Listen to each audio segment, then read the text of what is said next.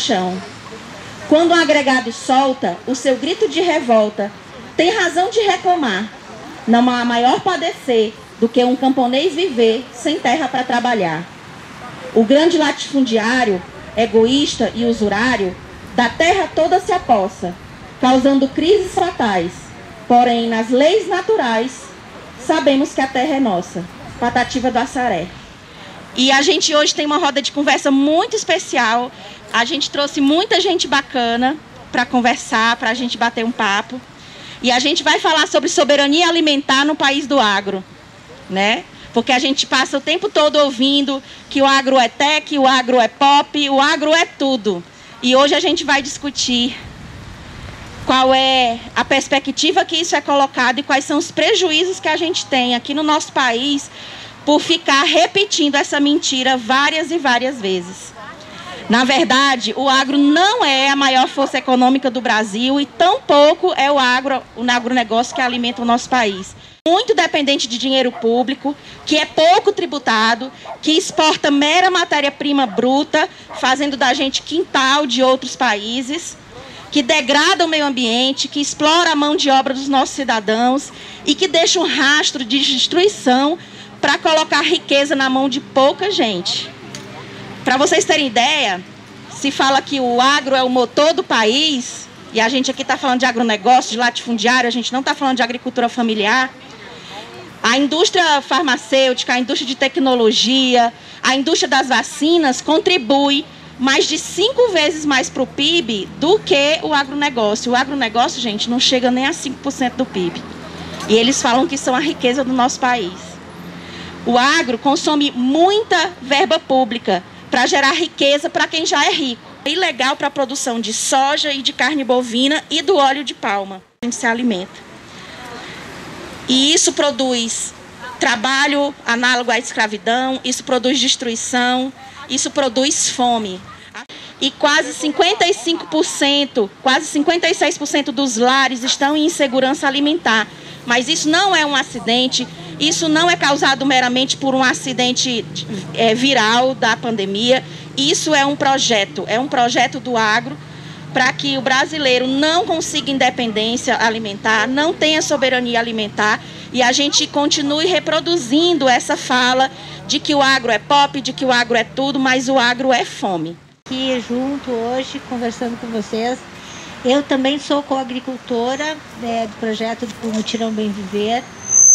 Já faz mais ou menos um ano que eu estou acompanhando aqui e eu acho que eu vou iniciar essa conversa primeiro trazendo um pouco de uma proposta que se aproxima da temática da agroecologia e aí eu acho que fica mais fácil a gente também introduzir outras pessoas que estão aqui comigo hoje e que ajudam a fazer essa conexão do que de fato é a soberania alimentar e como ela está presente no cotidiano das nossas práticas. A questão da alimentação, existem, acho que, muitos conceitos que se atravessam e a gente às vezes tem dificuldade de entender como eles são na prática, né? Então a ideia é que a gente consiga traduzir um pouco melhor para ver cotidianamente o que a gente pode se atentar para fazer essas conexões.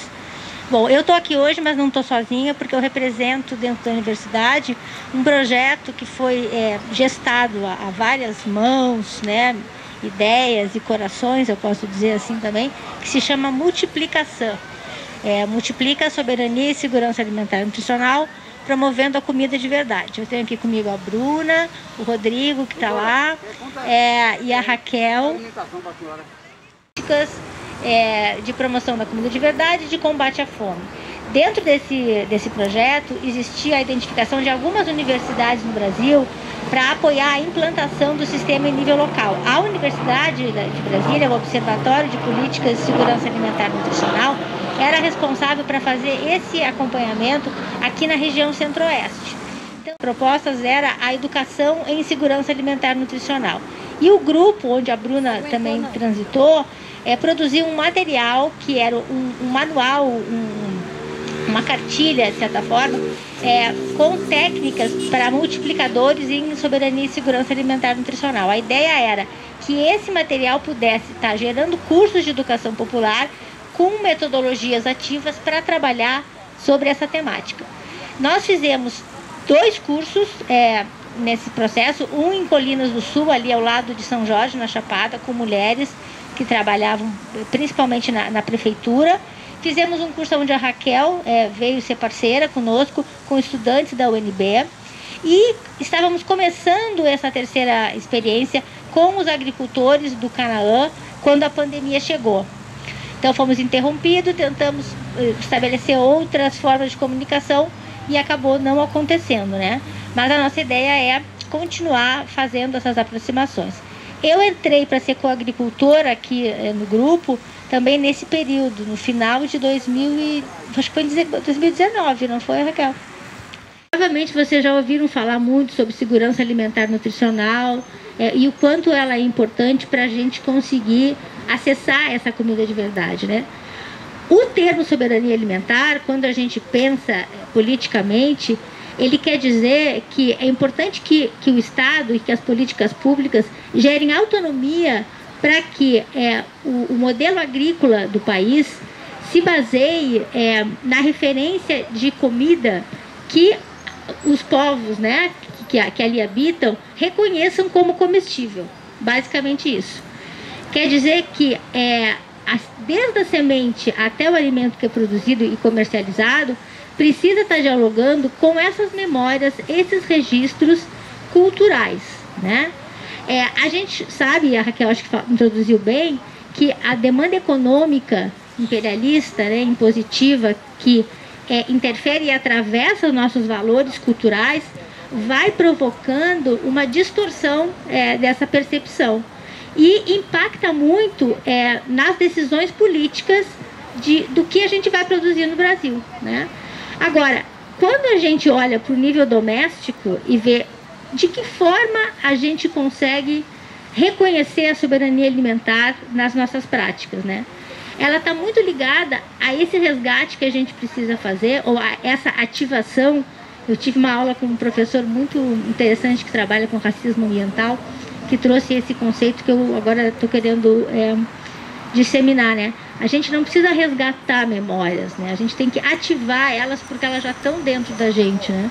Então, essa ativação, ela se dá a partir desse resgate, não é resgate, né? Dessa identificação do que vem da nossa ancestralidade, né? Então, quando a gente olha para a soberania alimentar nas nossas práticas cotidianas, ela está nas receitas, né, na identidade cultural dos nossos avós, dos nossos tios, que se liga, de certa forma, nessa ligação direta que ela deveria estar nos proporcionando para fazer a compra, né, e o preparo desses alimentos. Os ultraprocessados vão sendo valorizados e comercializados, cada vez mais a gente não consegue reconhecer e exercitar essa prática ligada à nossa cultura, né? Que é um conceito político, né, que está ligado a decisões que acontecem no Congresso Nacional, a legislações que precisam reafirmar essa capacidade do país produzir o que ele entende como importante. Ela também está ligada às nossas pequenas decisões familiares e individuais, né? De uma avó, né, de alguém da família, e não consegue mais praticar ela porque aqueles ingredientes, por exemplo, não estão mais disponíveis, né? Então, a gente, enquanto sujeito, pode fazer, eu acho que esse tensionamento de duas formas, é isso que eu queria dizer, né? Um pouco reconhecendo quais são essas memórias que a gente precisa estar repautando, né? E também no diálogo com as políticas públicas, para que essa dimensão seja inserida nesses processos, né? Porque a gente fala muito de segurança alimentar nutricional, que é um conceito amplo, né, e que já é disseminado no rol das políticas, mas no contexto atual que a gente vive politicamente, a soberania alimentar, ela toma um caráter, eu acho que mais relevante ainda, porque ela é uma decisão política. Que às vezes nos amarra muito a legislação, não fortalecem essa dimensão da soberania alimentar. Né? E a gente pode fazer uma rodada nacional que aconteceu em 2020, perante o primeiro ato do governo Bolsonaro de extinção do Conceia, 44 capitais promoveram um banquete, né, com alimentação boa, limpa e justa, produzida por agricultores familiares, agroecológicos, para chamar a atenção para a sociedade que o Brasil já tinha caminhado no avanço da superação da fome, produzia comida de verdade e que não poderia retroceder com esse ato, né? Tão diversos, porque a gente conseguiu pela primeira vez unir militantes de políticas públicas com cozinheiros, gastrônomos, né, a juventude com pessoas de outras áreas, né? Então foi uma experiência muito territorial no DF. Mas Brasília é uma cidade, né? A gente tem aqui identidades culturais que conversam cotidianamente. E o que ela produz? E no banquetaço ficou muito evidente que essa dimensão de estados para Brasília, né, ele traduz um pouco da nossa identidade cultural, né? Na relação com a natureza, que é a agroecologia. Aqui a gente tem muitos CSAs, é um dos estados, né, onde você tem maior diálogo. Vocês são um pouco a expressão disso, né? A juventude olha para esses aspectos. E aí eu acho que a gente precisa olhar também nessa perspectiva, né? O quanto essa proposta, o próprio Mutirão Bem Viver, eu acho que ele é um expoente desse debate. O quanto essa troca que a gente faz aqui vai gerando outros processos culturais. Quando você é vegano, você vai propondo uma relação na tua vida que gera movimentos culturais ao teu redor, né? O quanto influencia você dizer para sua mãe, olha mãe, eu não vou mais comer carne. Você já sabe o que vocês passaram, né, nessas decisões. Então, assim, o quanto isso modifica esses processos. E isso é soberania alimentar. Porque essas decisões em cadeia, elas vão gerando outros processos que vão afetar as decisões, né? Claro que é um longo caminho. Mas nós aqui no DF temos uma identidade cultural que é muito significativa dentro desse contexto, né? A gente fala muito de, aqui a gente tem mineiro, gaúcho, goiano, né? Cearense, sulista. Ok, mas qual é a nossa identidade? A gente transforma isso em quê, né? E isso é uma coisa muito original, né? Falar de agroecologia é uma coisa que DF, eu acho que tem uma característica cultural que é muito ligada à perspectiva da soberania alimentar. Tá bom? Bom, eu fui aluna da Annelise quando eu estava na graduação ainda, então a gente tem uma relação que virou uma relação de amizade e eu acho isso incrível, né? Por meio a gente tem várias outras pessoas que participam. E convivendo com essas pessoas, eu tive vontade de trabalhar com educação também. Então, hoje eu sou professora em uma faculdade aqui do DF. Quando a gente começa a falar sobre agroecologia, sobre segurança alimentar, sobre soberania, cultura, é como se fosse um caminho sem volta, né? Então, hoje eu tenho uma relação muito diferente com o território, com o ambiente. Eu sou uma pessoa que eu trabalho também no âmbito do sistema socioeducativo e por lá a gente conseguiu implementar hortas. A gente trabalhou primeiramente com hortas orgânicas, né? A agroecologia ela é um passo a mais, eu acredito, porque existe todo um envolvimento de pensar a comida de uma forma diferente, entender que existe uma decisão política ali, não é meramente você não utilizar um fertilizante químico ou você não utilizar um produto industrializado, né? Porque é muito fácil você falar de uma ideia quando você não... É muito fácil você ser incoerente, né? Eu acho que ser coerente que é o grande desafio. E eu vejo muita coerência aqui no movimento do Bem Viver, né? Nas comunidades agroecológicas, enfim. Mas eu também eu não tenho uma fala pronta, eu acho que a gente pode conversar, a gente pode dialogar, eu acho que a gente sempre aprende juntos, juntas, né? Sempre vai ter uma coisa nova, então eu também me coloco aqui à disposição para a gente poder trocar, dialogar, sabendo que ninguém sabe mais, ninguém sabe menos, né? A gente vai conversando e vai criando novas possibilidades, novos contextos, novos caminhos, porque eu acho que a ideia é essa, a gente criar caminhos para a gente ir para a prática, né? Para a gente ir para a praxis, que é o que faz a diferença, que muda o mundo, né? Recuperando, então eu digo que o nosso alimento, além dele ser agroecológico, ele é regenerativo, né? Ontem foi um casal que eles são coagricultores nossos buscar a cesta e aí a gente foi tirar um inhame e aí eu fiquei, nossa, eu fiquei maravilhada, né?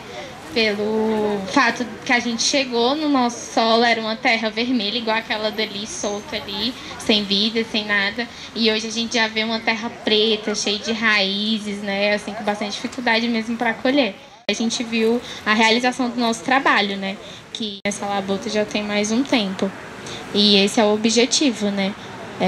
Assim, as pessoas que não conhecem, que quiserem conhecer o nosso assentamento, conhecer o nosso trabalho lá, tá convidados. Agora a gente está passando assim, vegetais e agroecológicos, a gente consegue equilibrar com capim, molhar, né, fazer não molhar tipo direto, economizar mais água e produzir, né, um alimento mais resistente.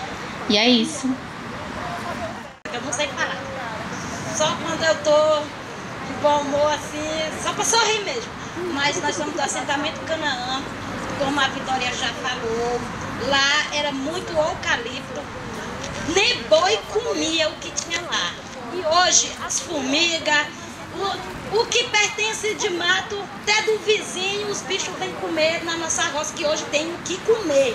Não só para o ser humano, mas sim para os bichos, para nós, para o pessoal da cidade, que hoje se alimenta do que nós plantamos hoje. Porque hoje tem para colher, botar a mão na massa e ter hoje alimento para a nossa família e para a família da cidade. Que antes o povo olhava para nós como vagabundo, como que não queria nada na vida. Era só ocupar terra, porque ocupar terra não é invadir, é conquistar o que é nosso. E hoje nós conquistamos e temos sim onde morar e onde plantar e onde colher. É isso que eu tenho para dizer para todos vocês. Se você quiser cantar, você canta, eu falo depois.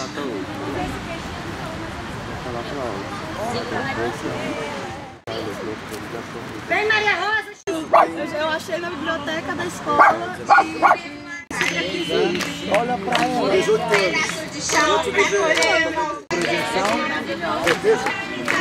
Escritora aqui de Brasília.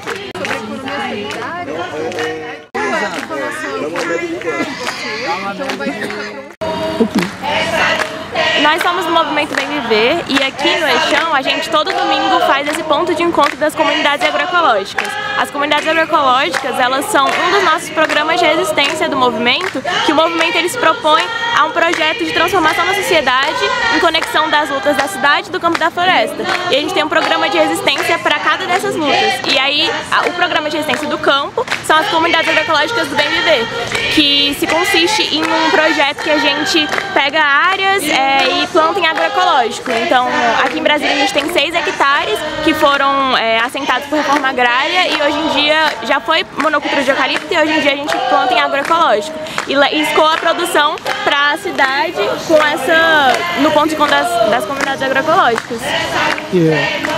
Vocês vendem os produtos aqui nesse ponto? É isso? Isso. A gente... Todo domingo. Isso. Aí a gente não fala que a gente vende porque a gente faz um sistema de coagricultores. E o que significa isso? Tá bom. Quem quer comprar... Você pode comprar separado, mas quem quiser realmente receber as cestas agroecológicas, fecha com a gente um valor, que a gente tem 3 valores. Acho que o primeiro é 150, que a gente tem a cota Cerrado, Pantanal e Amazônia. E aí toda semana você vem aqui buscar a sua cesta agroecológica. Então a gente tem as 3 comunidades, né? Ana Primavera, Pachamama e Margarida Alves, que são de cada agricultor. Tudo bem, só um momentinho. Tá bom. Tá bom. Então, aí dentro do movimento a gente acredita que a agroecologia ela é uma das grandes potências de transformação de mundo que a gente tem, né? Porque a gente precisa não só conseguir mudar a nossa forma de alimentação, né? Pra gente conseguir sair da linha da fome, pra gente conseguir distribuir a comida melhor, como a gente também precisa conseguir regenerar os solos, né? Que estão cada vez mais degradados, não só com o nosso sistema agrícola mais comum, que é o agronegócio, né, que é sustentado por todo o nosso sistema capitalista, mas também por outras formas de degradação ao meio ambiente. Então a agroecologia ela vem sendo realmente uma forma muito mágica, que a gente tem muita luta com ela, né, que ela não é só sobre plantar, ela também é sobre princípios, ela também é sobre justiça social, justiça climática, e aí a gente usa ela dentro das comunidades agroecológicas do Bem Viver, que não é só aqui em Brasília, né, que a gente também tem lá no sul, por exemplo, lá em Santa Catarina, e o nosso objetivo é ir espalhando cada vez mais o movimento para a gente conseguir, a partir daí, fazer, né, a revolução ecossocialista, a partir da agroecologia, a partir das lutas do campo, da cidade e da floresta, para conseguir transformar o mundo numa sociedade do bem viver.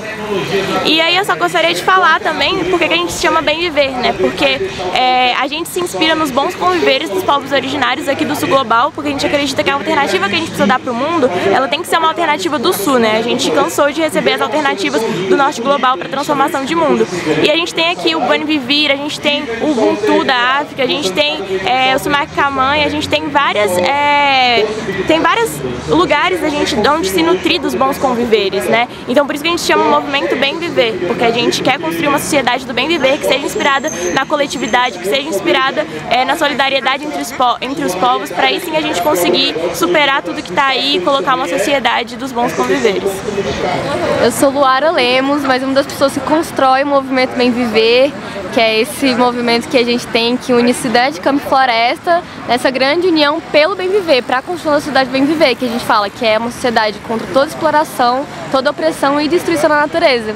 Inclusive essa camisa que eu tô é de um companheiro que é o Merong Camacan, ele é do povo Camacan e eles estão fazendo a retomada lá em Minas Gerais. E aí essa camisa representa muito esse povo que estava, inclusive o idioma deles estava sendo apagado já.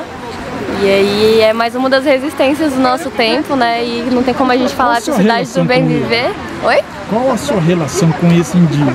Como você o encontrou? A gente tem um movimento Bem Viver lá em Santa Catarina. E aí ele conheceu a galera, os militantes de Santa Catarina do movimento Bem Viver de lá. E aí ele admirou muito, se reconheceu nas construções do movimento e é um parceiro aí também do movimento que constrói com a gente. Isso. Mas ele é de Minas, é isso? Isso. E aí ele veio para o encontro de fundação também e tá aí com a gente também nas lutas. E eles estão fazendo a retomada em que lugar de Minas? Lá em Brumadinho. Em Brumadinho? E eles esqueceram a língua? Não, eles não esqueceram. Foi esse apagamento sistemático mesmo, né? Com o genocídio dos povos indígenas, então foi mais um dos povos. Um apagamento, né? Dos costumes, da cultura. E aí o idioma deles também foi uma das coisas que foram atacadas. A retomada significa das terras que eram deles? Isso, é uma retomada na verdade do povo Camacan. E você, o que você faz em Brasília? Você é de Brasília? Sou estudante de agroecologia. Você é estudante de agroecologia? Isso. Mas existe um curso de agroecologia? Existe. Em Santa Catarina tem, eu me lembro que parece que na Federal de São Carlos também tem. Pois é, tem um curso de agroecologia no IFB de Planaltina, aqui que é o Instituto Público. Certo. É lá que você faz? É lá que eu faço. E qual a sua experiência como estudante? Bem, tá sendo incrível porque lá a gente tem essa visão de totalidade, né? Então não tem como você falar de alimentação se você não ter fundo do agronegócio, se você não falar também da estrutura do sistema capitalista, sem você falar da luta no campo, sem você também falar da luta na cidade. Então está sendo uma experiência incrível mesmo de trazer esse horizonte de totalidade também numa pegada popular, né? Então não é a universidade ali num quadrado estudando para fora, na verdade é toda a comunidade junto e a gente realmente fazendo esse trabalho conjunto. Então é uma outra pegada e foi um dos motivos de eu estar lá. Quantos anos você tem? Eu tenho 21. Você entrou no curso faz tempo ou não? Eu fazia Ciências Ambientais na UNB desde 2019, aí eu saí esse ano para poder entrar na agroecologia.